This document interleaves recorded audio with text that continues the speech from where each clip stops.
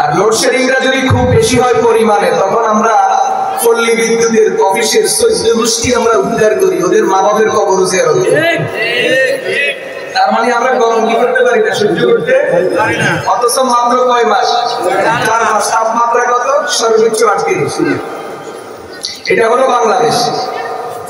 এখন আপনি একটু চিন্তা করেন, কিয়ামতের ময়দানে তাপমাত্রা কত হবে? আল্লাহ রাব্বুল আলামিন 15 কোটি কিলোমিটার দূরের সূর্যটাকে মাথার কাছে নিয়ে আসেন। এত কাছে আনবেন, একটা মানুষ যদি তার পায়ের আঙ্গুলকে সোজা করে যদি আঙ্গুলের উপর দাঁড়ায়, তাহলে তার মাথাটা সূর্যের সাথে লেগে যাবে। এই বিশাল সূর্য, যেটা পৃথিবী থেকে 3.5 লক্ষ গুণ বড়, এবং যার পৃথিবী থেকে 13 লক্ষ গুণ বড়, এবং যার ওজন পৃথিবী থেকে 3.5 লক্ষ গুণ বেশি। সূর্যের ওজন টোটাল পৃথিবীর ওজন থেকে 3.5 লক্ষ গুণ বেশি। সূর্যের আয়তন পৃথিবী থেকে 13 লক্ষ গুণ বড়। এত বিশাল সূর্যটা আল্লাহ কিয়ামতের ময়দানে একবারে মাথার কাছে নিয়ে আসবেন। দাঁড়াইতে হবে কেমনে? নবীজি বলছেন, ইউহশারুন নাস ইয়াউমাল কিয়ামা হুফাতান উরাতা, কারো পায়ে জুতা থাকবে না, কারো গায়ে জামা থাকবে না, জুতাবিহীন জামাবিহীন ময়দানে মাহশরে প্রত্যেকটা মানুষকে দাঁড়াইতে হবে। কতক্ষণ দাঁড়ানো লাগবে?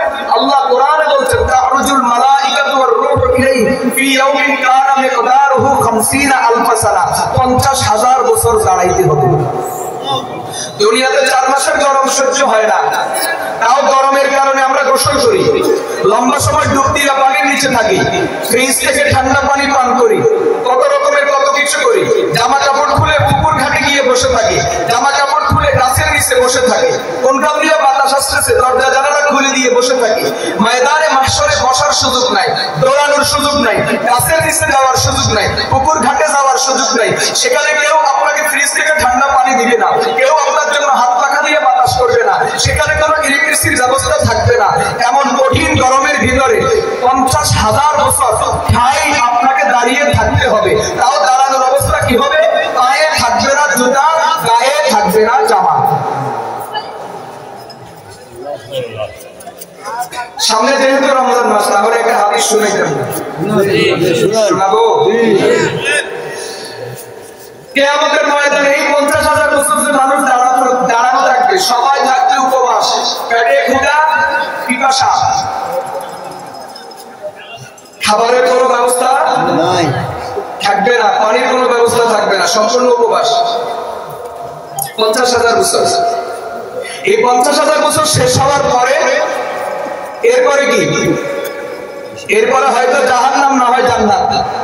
জাহান্নামে গেলেও খানা আছে, জান্নাতে গেলেও খানা আছে, তবে খানায় খানায় ব্যস্ত আছে। জাহান্নামের খানা কি? কোরআন বলছে সাকুম, এটা একটা ফল, বিষাক্ত ফল, যেই ফলের 1 ফোঁটা রস যদি দুনিয়াতে আল্লাহ ছেড়ে দিতেন, গোটা পৃথিবী এত বিষাক্ত আর দূষিত হতো, কোনো মানুষ বসবাস করতে পারত না, এবং জমিন এত বিষাক্ত হতো, কোনো ঘাসপালাও গজাইতো না, তরুলতাও গজাইতো না। এই ফলের বিষ, এই ফলের রস এত বিষাক্ত, এটা হবে জাহান্নামীদের খাবার, এবং সেটা হবে কাঁটাযুক্ত, ভিতরে ঢুকবে সব ছিঁড়ে একবার চৌচির হয়ে যাবে, তছনছ হয়ে যাবে। কোরআন বলছে আল্লাহ জাহান্নামীদেরকে পানি পান করাবেন। পানিটা কেমন হবে? ওয়াসুফু মাআন হামিমা ফাতাকাত্তা আমআআহুম। কোরআন বলছে আল্লাহ জাহান্নামীদেরকে পুষ, গলা, দূষিত রক্ত, পচা রক্ত, এটা তাদেরকে পান করাবেন, এবং এটা এত উত্তপ্ত হবে, এটা ভিতরে যাওয়া মাত্র ভিতরে নাড়িবুড়ি সহ কলিজা গুজরা সব ছিঁড়ে পড়ে পায়খানার রাস্তা দিয়ে বের হবে। অন্য আয়াতে আল্লাহ বলছেন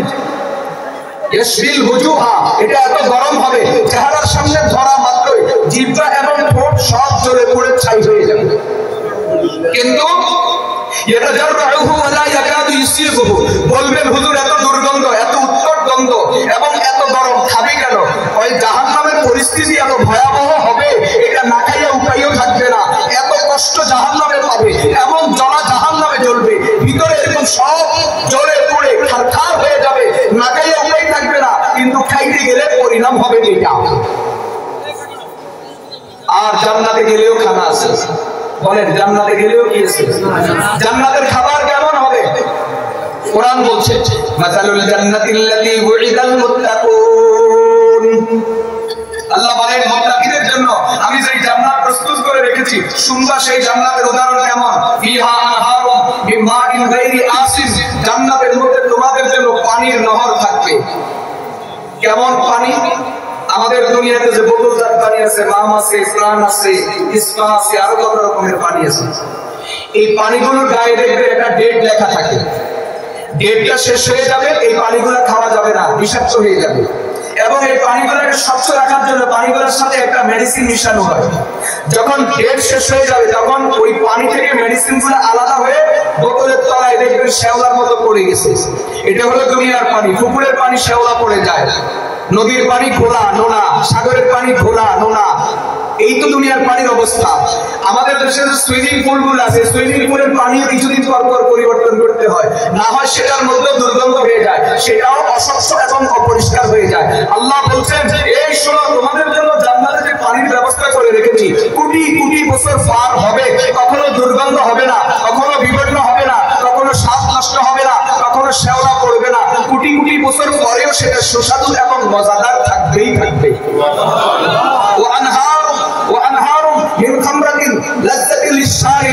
এবং জান্নাতের মধ্যে কি থাকবে? তোমাদের জন্য মদের নহর থাকবে। মদের নহর, মদের বোতল না, আল্লাহ মদের নহরের মালিক বানায়া দিবেন তোমাকে।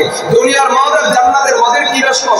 দুনিয়ার মদ খাবেন ব্রেন আউট হবে, দুনিয়ার মদ বেশি খাবেন কলিজা জ্বলে যাবে, দুনিয়ার মদ খাবেন ফুসফুস নষ্ট হবে, দুনিয়ার মদ খাবেন কিডনি নষ্ট হবে, দুনিয়ার মদ খাবেন বাত চলে যাবে, দুনিয়ার মদ খাবেন আপনার খাবারের রুচি নষ্ট হয়ে যাবে, দুনিয়ার মদ খাবেন এই যে আমি ঘন্টাকে ঘন্টা কথা বলছি আলহামদুলিল্লাহ, গলার আওয়াজ থাকবে না, গলার আওয়াজ নষ্ট হয়ে যাবে।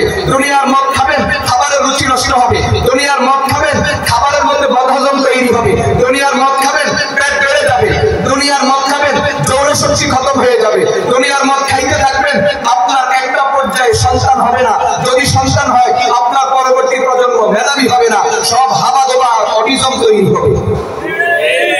এটা দুনিয়ার মদের কসম, এটা দুনিয়ার মদের কি? তাফসীরে মারিফাতুল কোরআনে মুফতি শফি রাহমাতুল্লাহ আলাইহি লিখছেন, জার্মান, পৃথিবীর উন্নত একটা দেশের নাম জার্মান। জার্মানের একবার মেডিকেল বিশ্ববিদ্যালয়ের ডাক্তাররা জার্মান সরকারের কাছে দাবি জানাইছে, এই সরকার বাহাদুর আপনার দেশের প্রত্যেক মদের কারখানা বন্ধ করেন, যদি করতে পারেন তাহলে আমরা আপনার গোটা দেশের প্রত্যেক মানুষের স্বাস্থ্যের নিরাপত্তার দায়িত্ব নিতে পারবো। আল্লাহ এজন্য মদকে হারাম করেছে। এজন্য কোরআন নবীজির হাদিস বলছে, একটা লোক যদি মদ খাওয়া এবং মদ বিক্রি করা, নেশা খাওয়া এবং নেশা বিক্রি করা, সমাজের মধ্যে নেশা ছড়ায় দেওয়ার অপরাধে যদি জড়িত থাকে, তাহলে শুধু তাকে জেল দিলে হবে না, তাকে বেত্রাঘাত করলে হবে না, বরং তার সর্বোচ্চ মৃত্যুদণ্ড বাস্তবায়ন করতে হবে। এটা নবীজির হাদিস।